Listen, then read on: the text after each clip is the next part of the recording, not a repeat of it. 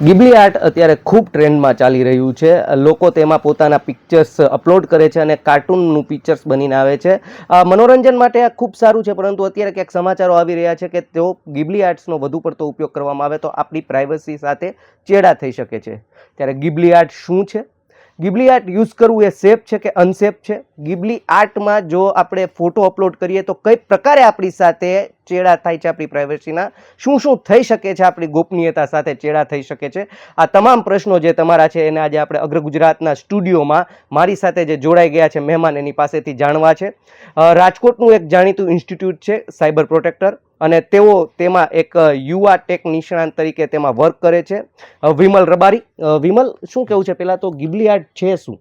સરજી, ગિબલી art જે છે એ art form છે. જાપાન દ્વારા એને એસ્ટાબ્લિશ કરવામાં આવ્યું હતું. જાપાની સ્ટુડિયો છે જેનું નામ હતું ગિબલી આર્ટ, જેના ફાઉન્ડર હતા મિયાઝાકી અને ઓશો. આ બંનેના સાથે મળીને ગિબલી આર્ટ ફોર્મની શરૂઆત કરવામાં આવી હતી, જે એક હેન્ડ ડ્રોઈંગ પેઇન્ટિંગ આપે છે અને જે લોકો આજકાલ યુઝ કરે છે ચેટ જીપીટીમાં એને બનાવીને.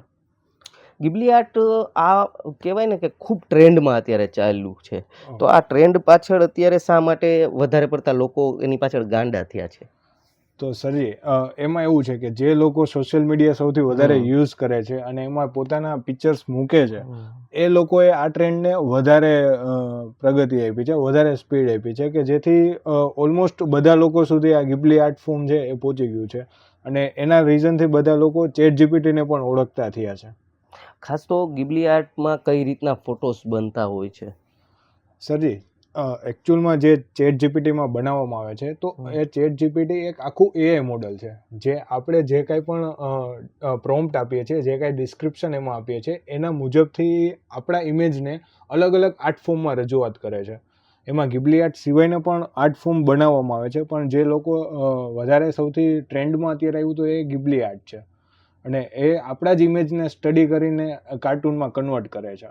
ગિબલી ટ્રેન્ડ અત્યારે જે યુઝ કરી રહ્યા છે જે લોકો, અને ખાસ તો જે હવે યુઝ કરવા પણ માંગે છે, તો આ યુઝ કરવો સેફ છે, અનસેફ છે, શું કેવું છે?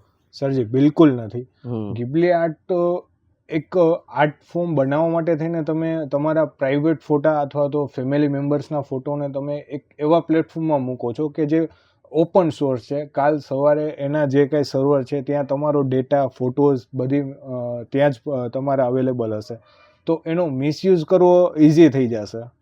લાઈક તમારા ફોટોઝને કોઈ એવી જગ્યાએ મૂકવામાં આવે કે જ્યાં ના હોવા જોઈએ, જે આપણા ફેમિલી મેમ્બરમાં પણ ક્યાંક ઇસ્યુ કરી શકે આપણા ફોટોઝને, એવા પ્લેટફોર્મ ઉપર પણ એનો યુઝ કરવામાં આવી શકે છે.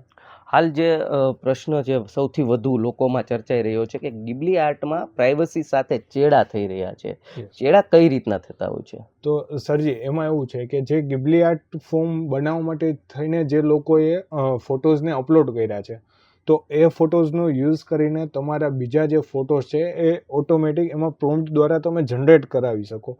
તમે સપોઝ એમાં સ્ટેન્ડ ઊભા હોય એવો એક ફોટો તમે મૂકો છો, તમે જસ્ટ પ્રોમ્પ્ટ આપો કે હું બેડ ઉપર સૂતો છું, તો એ તમારો same model, same photo, same character રાખીને ક્રિએટ કરી આપશે, જે બહુ મોટી રિસ્કી વાત છે હાલ તો જોવા જઈએ તો.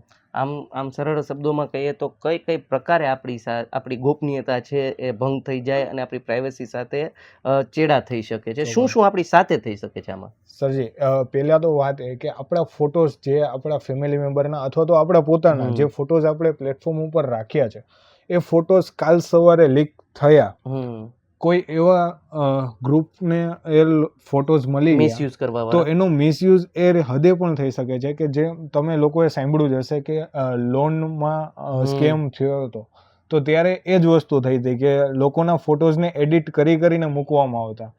તો એ વસ્તુ પાછી ભવિષ્યમાં થઈ શકે છે. તો એનો રીઝન ક્યાંક ને ક્યાંક આપણે જે લોકોએ ટ્રેન્ડમાં હિસ્સો લીધો છે એ જ લોકો રહેવાના છે. હાલ તો જે પ્રકારે ડીપ ફેક કરીને પણ એક નીકળ્યું તો એમાં પણ આનો ઉપયોગ થઈ શકે? એમાં ચોક્કસ એમાં તો ઉપયોગ થશે જ, કારણ કે ડીપ ફેકને એક આખું મટીરિયલ મળી ગયું છે કે આ રીતે ઇમેજ, આ લોકોની સ્કિન આવી હોય છે, આ લોકોની રચના આવી હોય છે, તો એની પાસે અત્યારે આખો ડેટા આવી ગયો છે આપણો, કે એનો કાલ સવારે ડીપફેકમાં પણ યુઝ થઈ શકે છે.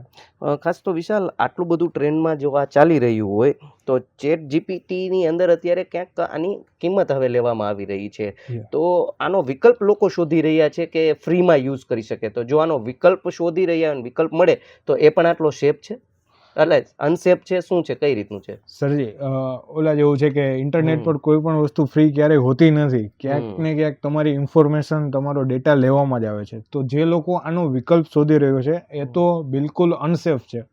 એનું રીઝન એ છે કે તમે કોઈ એવી વેબસાઇટમાં તમારા ફોટોઝ મૂકો છો જે કોની વેબસાઇટ છે, કોણ ઓનર છે, ક્યાંનું લોકેશન છે વેબસાઇટનું, તમને ખ્યાલ જ નથી. અને તમે એવા પ્લેટફોર્મ ઉપર તમારા ફેમિલી મેમ્બરના કે તમારા ફોટોઝ મૂકી દો છો, તો ત્યાંથી ચાન્સ 99% છે કે કાલ સવારે એ ફોટોઝ લીક થશે. રોજની કેટલી ઇમેજીસ અત્યારે ચેટ જીપીટીમાં આપણે આ જે ટ્રેન્ડ ચાલી રહ્યો છે ગિબલીનો, એમાં અપલોડ થતી હશે વર્લ્ડ વાઇડ? સરજી, ઓલમોસ્ટ લાસ્ટ જે ડેટા મને મળ્યો હતો એના કહેવા મુજબ ડેઇલીની world wide 2 crore પ્લસની image generate કરવામાં આવે છે, અને હાલ એનું પણ અમાઉન્ટ વધી ગઈ હશે.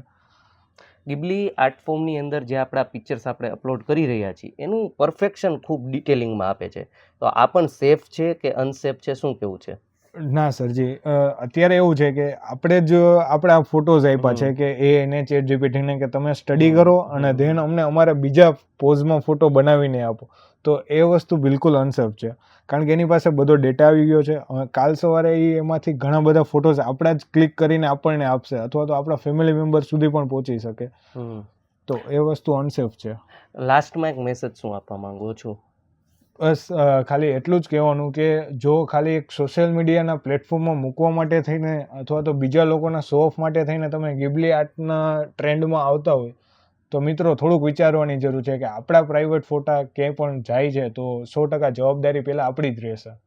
સોશિયલ મીડિયા માધ્યમ એ આપણે એન્ટરટેનમેન્ટ માટે, ઇન્ફોર્મેશન માટે યુઝ કરવું જોઈએ, ના કે આપણી પ્રાઇવસીનો ભંગ થાય એવા કોઈ પ્લેટફોર્મ ઉપર જઈ અને આપણે એનો ભોગ બનવું જોઈએ. ત્યારે કોઈ પણ એપ વાપરતા હોય કે ઇન્ટરનેટમાં કોઈ પણ તમે યુઝ કરી રહ્યા છો પ્લેટફોર્મ, તો ખાસ સતર્ક થઈને એને યુઝ કરો. આજનો અમારો આ જ એક પ્રયત્ન રહ્યો છે કે જે અત્યારે ગિબલી ટ્રેન્ડ ચાલી રહ્યો હતો એ ટ્રેન્ડને લઈને જે તમારા પ્રશ્ન હતા, આશા કરું છું કે આજે વિમલભાઈએ ખૂબ સારી રીતના આપને માહિતગાર કર્યા હશે. ફરી મળીશું આવા જ એક નવા વિષય સાથે. ત્યાં સુધી મને આપો રજા. જોતા રહો અગ્ર ગુજરાત.